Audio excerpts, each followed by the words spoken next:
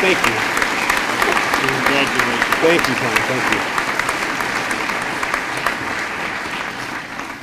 Does this mean I'm an academic now? Because if I am, I can actually quit my day job and just get tenure. It is extremely hard to follow in the footsteps of your remarkable student speaker, Olivia. That was an amazing speech.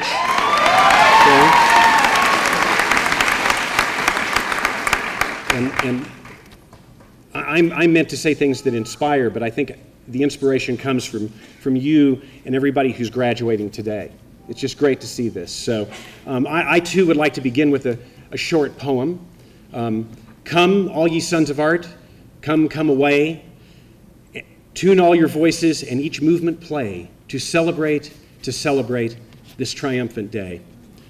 Those are the words of the poet Nahum Tate, set brilliantly to music by the great English composer Henry Purcell to commemorate the birthday of Queen Mary in 1694. Now, I point out the date to explain the reason why no daughters of art are asked to actually lend their voices to that celebration. Looking around on this particular triumphant day, I'm pleased to see our culture has progressed just slightly from the late 17th century when the arts were a rather exclusive club of debauched patrons and decadent male artists.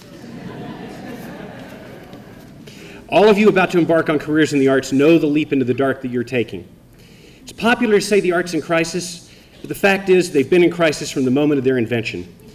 I have very little doubt that Paleolithic rebel who first took a brush to the caves at Lascaux had one of his fellow tribesmen standing behind him saying, "Hey, Homo erectus, don't you think you'd be better off with a career in the arts and sciences?" That anonymous critic's bones have long turned to dust, but those paintings remain, and I think that's the moral of that story. Technology, which we all like to complain about, particularly if we own Blackberries, has democratized the arts. It has widened audiences and put the tools of creation into the hands of underserved population who never dreamed they would have the chance to freely express themselves. Art has always and will continue to alter and even save lives.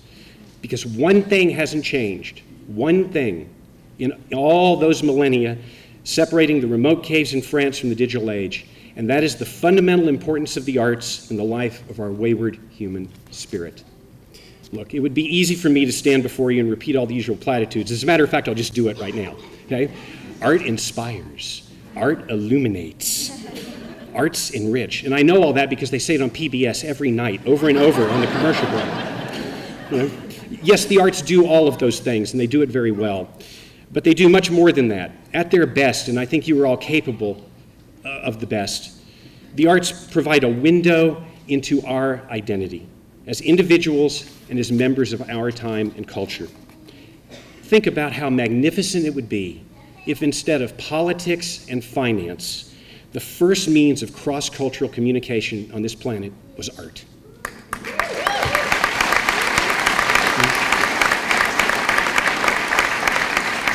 Art of any kind, graphic design, film, television, literature, dance, you name it. Art speaks on a visceral, direct level. It offers a glimpse at how we as individuals perceive the reality around us and how that reality is transformed by our experiences. I'm probably not telling you anything you don't know already. I'm not sure about the quality of education you're getting here, but no, that's good. You know, you had that mix-up, a couple of years ago. No two cultures tell a story the same way. Each person frames an image differently. Music and dance vary around the world with an astonishing complexity. Yet those sounds and movements, however foreign to our eyes and ears, resonate somewhere deep inside our unconscious. They remind us we are all connected in a single community, the community of mankind. It's always been my belief that if nations took the time to observe and understand each other's art, really took the time, people on this bleeding planet would expend a good deal less energy making war on one another and start to learn to realize their essential oneness. But it's a dream, I admit that, but I'm an optimist. Now, my wife would give you a different story. She'd tell you I'm a misanthrope. But let me give you some clarity on the definition of a misanthrope. A misanthrope is simply an optimist who's been disappointed too many times by too many people. Okay? Now, that doesn't mean I don't have hope. And hearing Olivia's words today and looking out at this graduating class, I actually have a great deal of hope. So thank you for giving me some. Okay? Do not, under any circumstances, wear your talent lightly. Know that it comes with a tremendous responsibility. Know, too, that art is an unforgiving taskmistress. She demands that you give the best of yourselves in every endeavor you undertake. Your work requires discipline. Art is not a hobby, nor a vocation. It is an all-consuming passion. And like most passions, at least the good ones, it exacts the full measure of blood and sacrifice, not once, but each day, every day of your lives.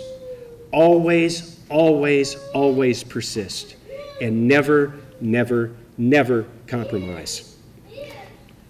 Remember these things too. Knowledge can't be found on Facebook.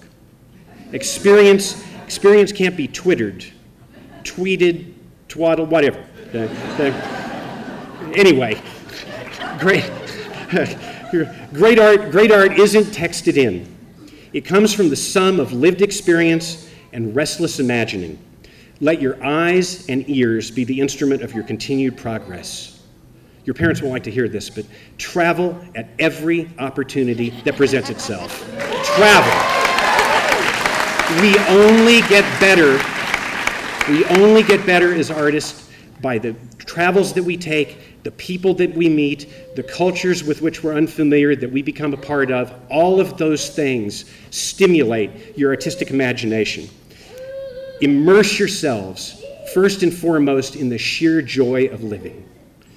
Make the most of the very limited time nature gives us on this planet. Henry Purcell was 34 years old. 34 years old when he composed that music for the Queen's celebration. Queen Mary herself was 32. Okay? The next year, Queen Mary was dead from smallpox, and Henry Purcell was composing her funeral music. 8 months later, Purcell was dead, 36 years old. So what did he leave behind? He left behind 400 songs, 250 instrumental works, 5 operas, and the incidental music for countless plays of the Restoration. He made his mark in a remarkably short time. No English composer of significance would emerge for nearly 2 centuries after his death, and I must add that unfortunately that composer was Edward Elgar, whose Pomp and Circumstance is played at every single event like this. So in a way you have Henry Purcell to thank for that marching song. In his 4 quartets, which is for me the very pinnacle of English language poetry, T.S. Eliot writes these lines. He says, "We shall never cease from exploration, and the end of our exploring will be to arrive where we started and know the place for the first time." That is the journey on which you embark today. It is a never-ending voyage of discovery. Now, I can assure you that along the way, there will be times when you are absolutely convinced the world is peopled entirely by idiots. Okay? And a professional side here, because I looked at the list today in the paper and in the program, those of you who are contemplating a career in film and TV, you will be right, the world is populated by idiots. You have no idea. These are the times when everything seems dead set against you, when you will actually know whether you have the fire in the belly that it takes to pursue your dreams and ambitions. Nothing comes easy in the professions we've chosen for ourselves. We do what we do because we must. We have to. We cannot imagine ourselves doing anything else. So what are you waiting for? Get out there and do it. Thank you.